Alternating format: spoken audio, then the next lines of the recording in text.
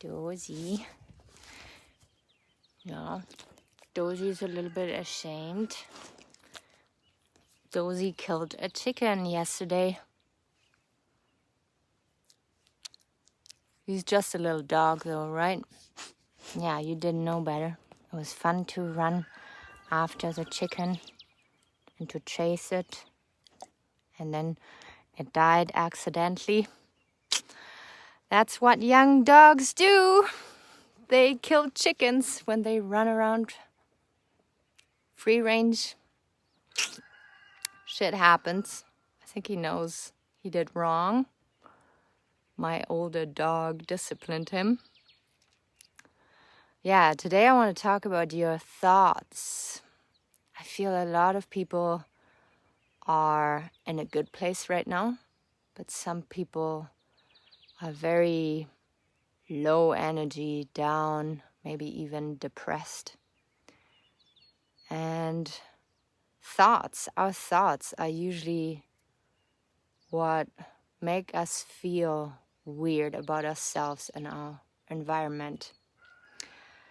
And this is going to be a very short video. I just want to let you know that your thoughts sometimes are so powerful and really make you believe that they are reality. But if you start observing yourself from bird's perspective, when you start detaching yourself from those thoughts and maybe just seeing them as a sensor,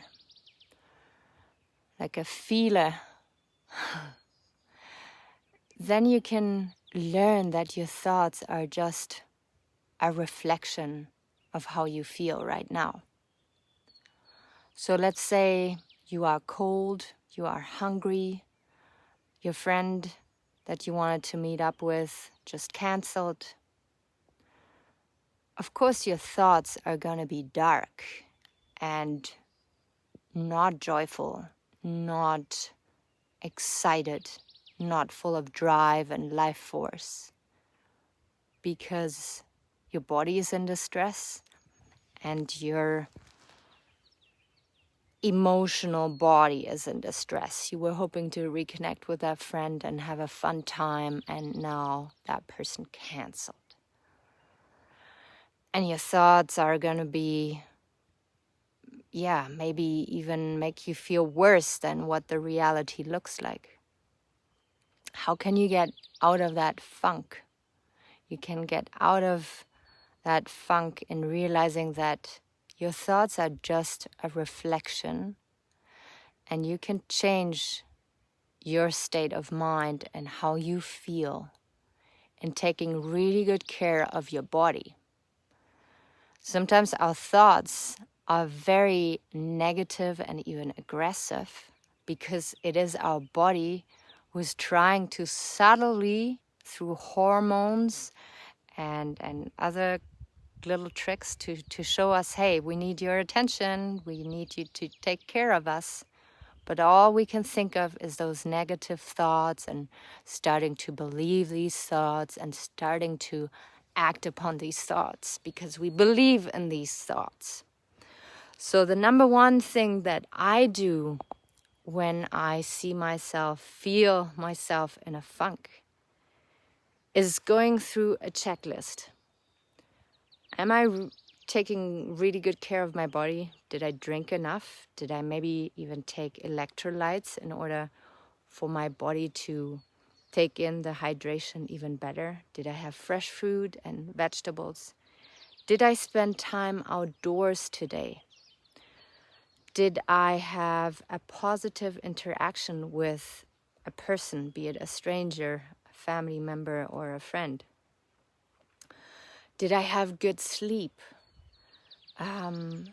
Do I feel I did enough to feel accomplished tonight when it comes to my job, my hobby, my work? Those are the things that you can run through when you feel yourself being in a funk, when you feel you're thoughts are so negative towards yourself, or maybe even towards other people, is to go into bird's perspective and to know that you are not your thoughts, and that you might have to take better care of your sleep habits and of your food intake habits and your water intake. Or you might have to try and socialize a little more again. Socializing is so incredibly important.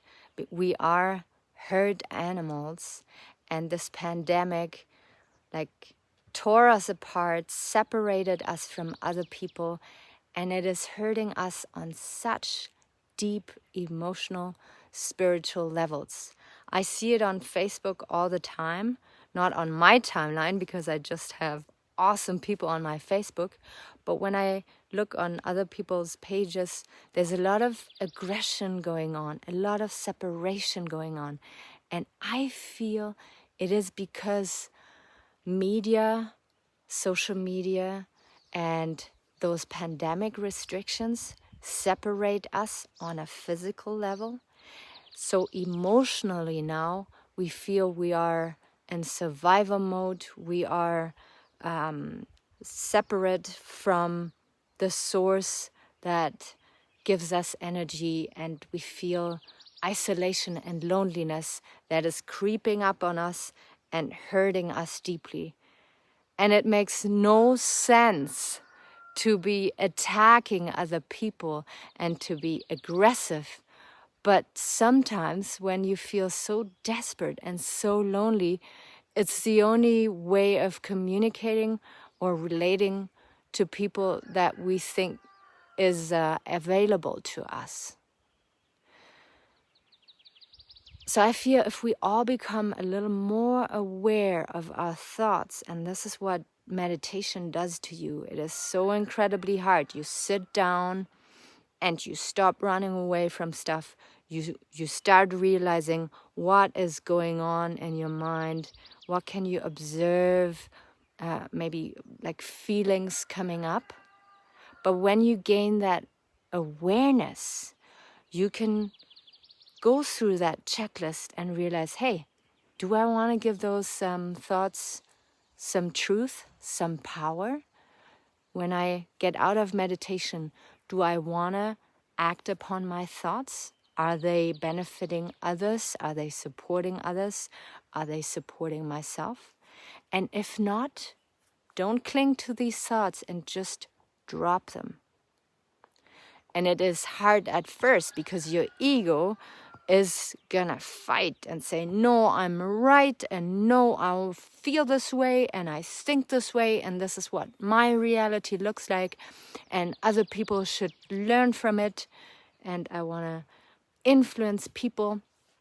But this is really just your small ego speaking, and you can put that into the backseat at times. You have to let your heart be at the steering wheel and control how you behave and how you feel about yourself.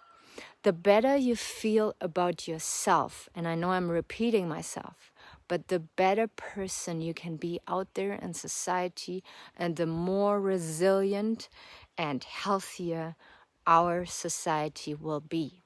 And your health starts with your physical well-being and your mental well-being and your spiritual well-being, financial well-being as well.